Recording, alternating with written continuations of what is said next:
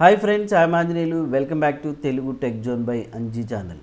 మరి ఈరోజు క్లాస్లో అయితే మనం మైక్రోసాఫ్ట్ వర్డ్లో స్టార్టప్ స్క్రీన్ని ఎలా తీసేయాలనేది తెలుసుకోబోతున్నామండి.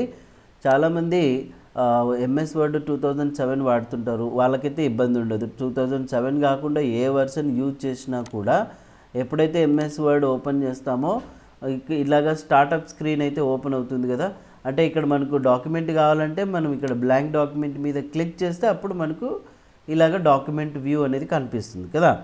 అట్లా కాకుండా ఎప్పుడైతే నేను ఎంఎస్ వర్డ్ ఓపెన్ చేస్తానో డైరెక్ట్గా నాకు ఇలాగనే కావాలి, స్టార్టప్ లేకుండా అని అన్నప్పుడు ఎలా చేయాలనేది ఈ వీడియోలో తెలుసుకోబోతున్నాం.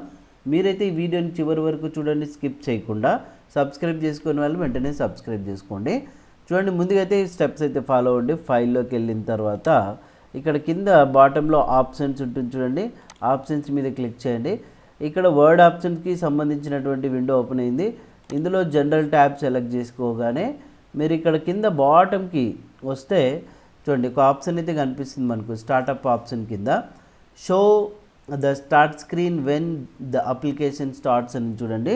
ఈ టిక్ మార్క్ని అయితే తీసేసేయండి. తీసేసి మీరు ఓకే బటన్ ఎప్పుడైతే ప్రెస్ చేస్తారో చూడండి, వర్డ్ని క్లోజ్ చేస్తున్నా. మరి నెక్స్ట్ వర్డ్ ఎప్పుడైతే మనం ఓపెన్ చేస్తామో చూడండి డైరెక్ట్గా ఓపెన్ అయిపోతుంది అనమాట, స్టార్టప్ స్క్రీన్ లేకుండా. ఓపెన్ అయిందా?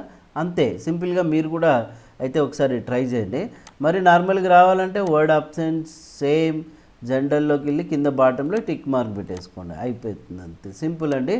మరి ఇలాంటి వీడియోస్ కోసం మా ఛానల్ని మీరు తప్పకుండా లైక్ అయితే చేయండి, కామెంట్ అయితే ఇవ్వండి, సబ్స్క్రైబ్ చేసుకొని బెల్ ఐకాన్ యాక్టివేట్ చేసుకోండి ఇంతవరకు సబ్స్క్రైబ్ చేసుకునే వాళ్ళు.